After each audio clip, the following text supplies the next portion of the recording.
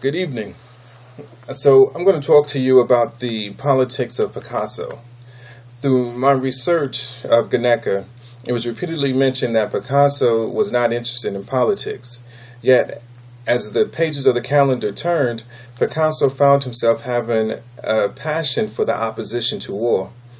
However, politics was not a real focus of his art. And this makes Guernica an interesting piece because, of course, it's a statement revolving around the things that are happening with the Spanish Civil War, Hitler, and his war machine.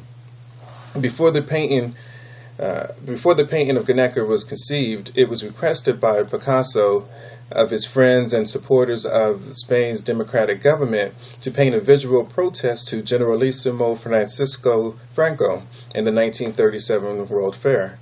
Although Picasso was bothered by what was happening in Spain, he was not inspired enough to create, and for months he searched for his inspiration. Now, the theme to the 1937 World Fair was art and technology as applied in modern life.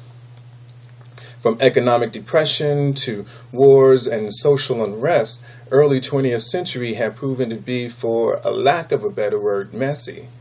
The World Fair was a chance to lift up society and bring people together with a look at the possibilities of life.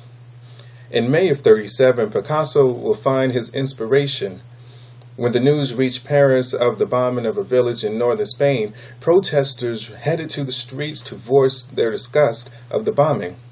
As protesters collectively spoke their minds, Picasso retreated to his home where he began to create one of his most political work of art.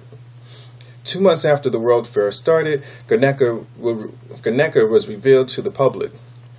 For an artist who had tried to stay away from political art, he was now on the center stage. And it is noted that a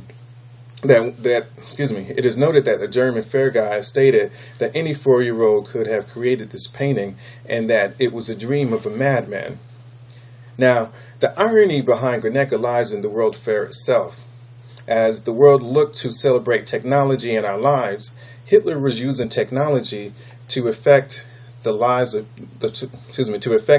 the people in Spain. Guernica may have been a dream of a madman, but Picasso's work was the reflection of the atrocities of a very real live madman. Eberhard Fisch writes that early war pictures often glorified war and victory. In Guernica, there is no victory. There is only suffering. Fish continued to point out that the light bearer in the picture is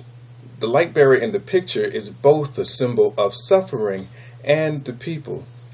He said that she's an angel, demon, and God all in one being.